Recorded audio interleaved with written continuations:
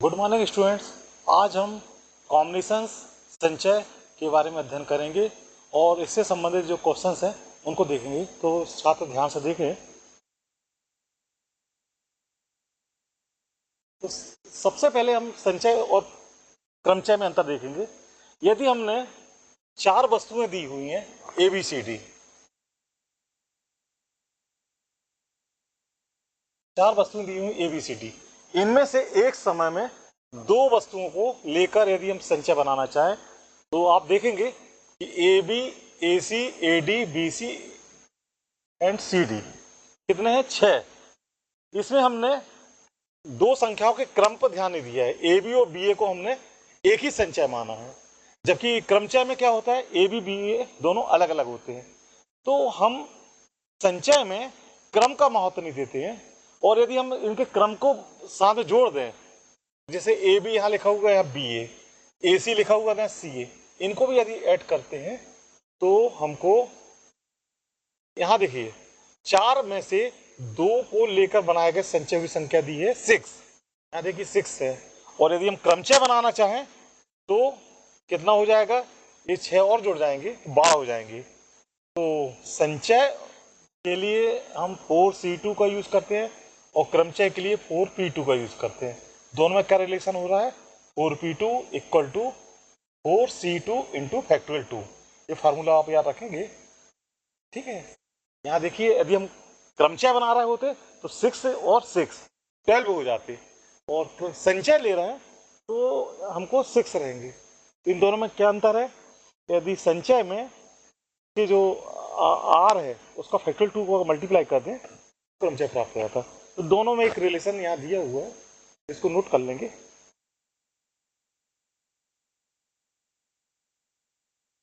हमने यह रूल जो है आपको नोट कराया है, तो छात्र नोट कर लें। N P R equal to N C R into factorial R.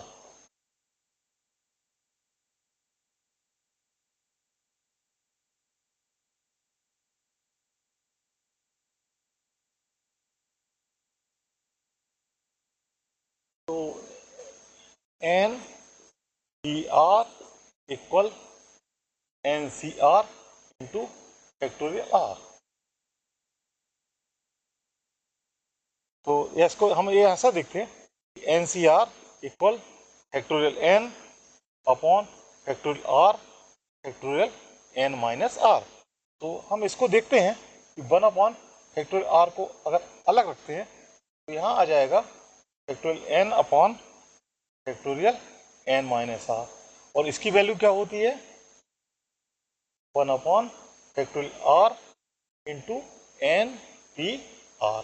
तो एन सी आर और एन पी आर में क्या रिलेशन है ये यहाँ क्लियर दिख रहा है, तो नोट कर ले। अब हम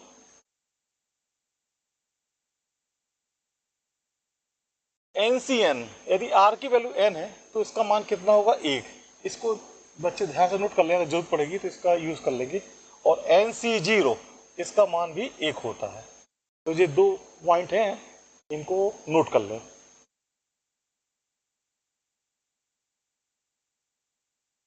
अब हम यहाँ देखते हैं कि n C are equal N C n minus r, ये दोनों वैल्यू सेम होती हैं। तो यहाँ पर अगर हम दोनों को सॉल्व करते हैं तो यह वैल्यू बराबर आती है। और प्रमेय नंबर 6 में यह फैक्ट है, इसको भी नोट कर लें, इनका क्वेश्चंस में यूज करेंगे। ये दो फैक्ट है, इनको भी नोट कर लें। अब हमको एक्सरसाइज 7.4, इसका क्वेश्चन नंबर 1 है। इसमें हमको NC2 की वैल्यू फाइंड करना है। तो यहाँ दिया क्या है?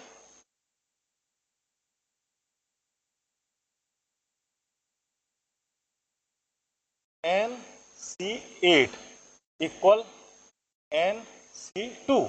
तो अभी हमने फार्मूला बताया था कि NCR equal NCN minus r, यह होता है, ठीक है।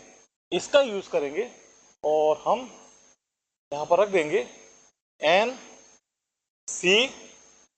माइनस 8। Equal NC2। कंपेयर करने पर हम n-8 इक्वल 2 पाते हैं।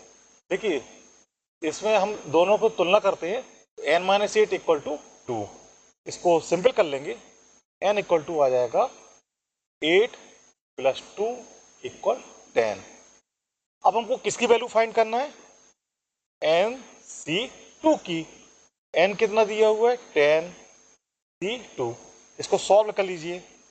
Factorial 10 upon factorial 2 factorial 10 minus 2।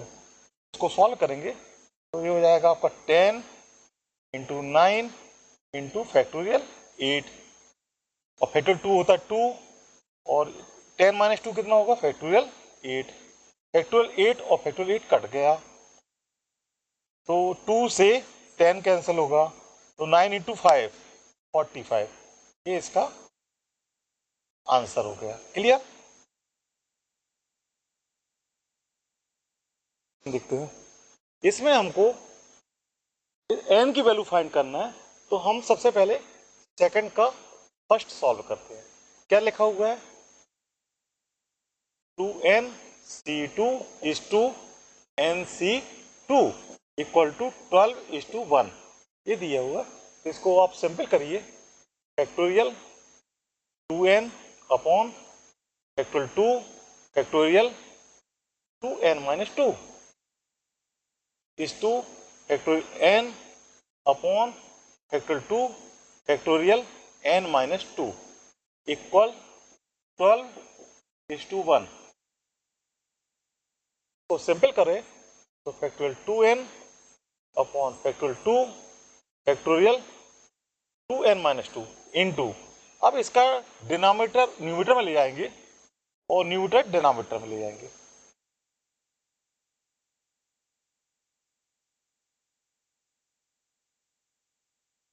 इसको हम सिर्फ सॉल्व करते तो फैक्टोरियल 2 और फैक्टोरियल 2 कैंसिल हो गया।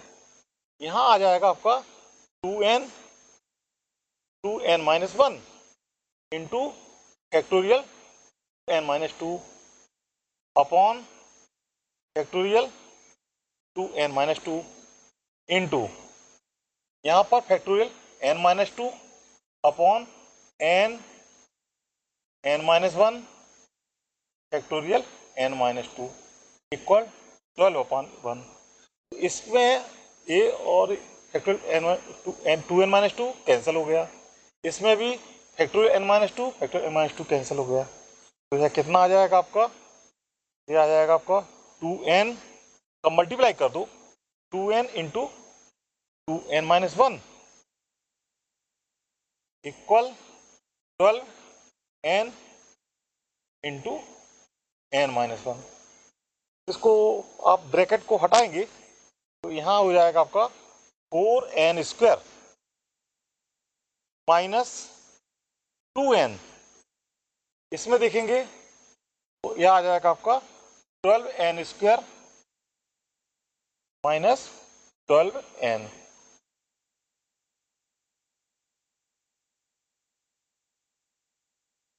इसको आप सिंपल करिए तो 4n को लेफ्ट में ले जाएंगे तो यहाँ आ जाएगा 12n square minus 4n square, और इसको हम यहाँ पर लाएंगे तो 12n माइनस 2n, तो यह आ जाएगा आपका 8n स्क्वायर इक्वल 10n।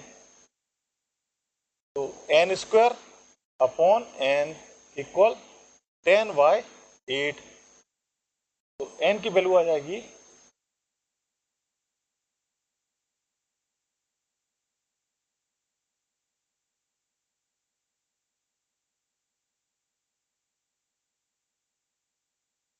(5/4). ये वैल्यू हो जाएगी, इसका आंसर है। इसी प्रकार से आपको सेकंड क्वेश्चन करना है।